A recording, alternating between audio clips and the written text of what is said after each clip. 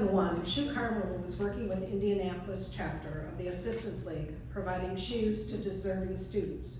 They asked the Indianapolis chapter for a list of Assistance League chapters in the cities where Shoe Carnival stores were located. Shoe Carnival sent us a letter asking if we'd like to partner with them to provide students with shoes. The week before the letter arrived, our chapter had received an anonymous gift of $100,000. Wow. That's a wow. The donors stipulated the money was to be used for children over a period of 4 years. The shoe program was an answer to our dilemma of how to spend the donation. Okay, picture number 2. This is Carol and Getty agreed to chair this new program, and with the help of Ann Elliott, they met with Rick Kirby, the general manager of the Ellisville Shoe Carnival. Rick was very committed to this project, and shoes were selected. An AL member donated a small truck, and Rick put together every size of shoes. We drove to our schools, measured each child, but they did not receive the shoes at that time. The forms were taken back to the store and orders were filled.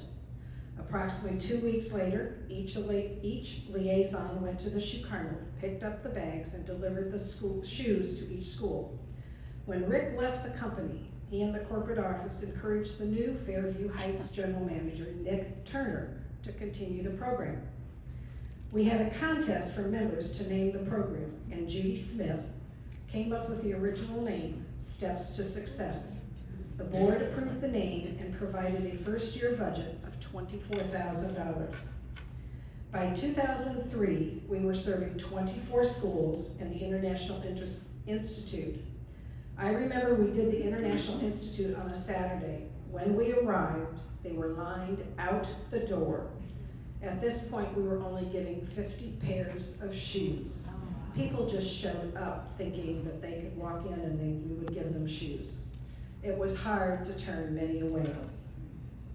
The next year, an anonymous donor donated an enterprise box truck. Rick put in the shelving so we could carry more sizes of shoes. When I was chairman, we would deliver shoes every day of the week. I got a call one night around 9 o'clock stating the shelves had collapsed and he couldn't get the door open to restock. So the next day's delivery was canceled. Now I had to call everybody at 9 o'clock and say, we're not going tomorrow. After this event, we realized how tired we really were doing back-to-back days. So we went to 3 days a week. By the 5th year, when it was budgeting time, our country was in recession and our income from grants was minimal.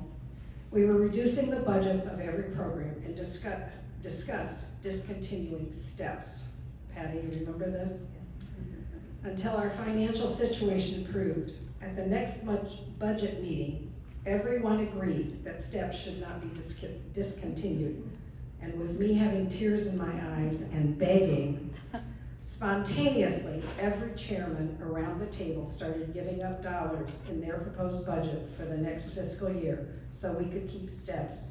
Patty Alvarez and I were there. I can tell you that I was in tears by the end of the meeting, and I still get goosebumps just even think Patty does too, just thinking of, we begged, we really begged.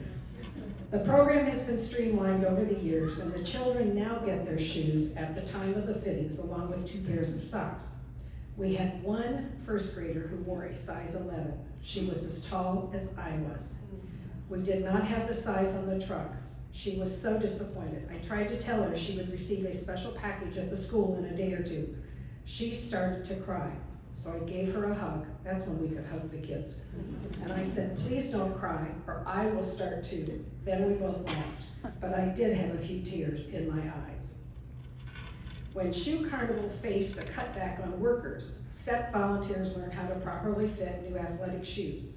Fitting shoes on children in a playground resulted in some days where we faced wind, pouring rain. In that case, we would lug all the boxes inside to the school and set up the gym. I remember one student whose shoe soles were flapping when we fitted him with new shoes, but he would not keep them on. He wanted his mom to see them before they got wet and dirty. We had tears in our eyes that day too. We began meeting at the bus depot near Ballas and 64 at 8 a.m. so that we could carpool to the schools. We would do 2 schools in the morning and then have lunch, which was always a fun time, at the 3rd school. At first, the liaison for the day would bring lunch for each member, but as it grew in volunteers, each member would bring their own lunch, drinks, chips, and dessert were provided. We would usually arrive back to the bus depot by 3:30 at the latest. By 2012, we were serving over 2,000 students in 24 schools, an increase of nearly 500 shoes and 8 new schools. At this time, a new distribution timeline was added. In addition to the 2 weeks in the fall, a spring week was added with a combined uniform shoe distribution at headquarters. Between 2018 and 20, we took steps to the zoo and to the Magic House. 1 school was selected for this special day, and the volunteers enjoyed it much as the children. 2018, we had almost double the number of students served in 9 school districts and 2 agencies, and the children now receive 2 pairs of socks along with their shoes. In 2020, COVID hit, and STEPS was completely shut down. Medical concerns continued the following year, so we have been able to return to the in-person interaction with the students.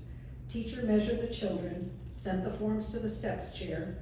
Shoe Carnival, Katie Joan put the orders together, and the liaisons would pick up the shoes from the Maplewood store and deliver them to the door of the school. I have volunteered in this program since the beginning and now have the job of cutting labels off. We did not do this at first, but found that parents were returning the shoes to get the money or a larger size for a parent. Yeah, it was sad when that happened, but things happen, and so so I cut labels off. I may have missed a total of 5 fittings the entire time we have been doing STEPS. It is very dear to my heart, and the joy you get when you see the smiling faces of the children when they receive their new shoes is priceless, and I'm gonna cry. And thanks to Rosie Saladin for being my sidekick. I think we make a great team. Would the STEPS past and present chairs please stand up? I tried to go through and remember everybody's name down through years.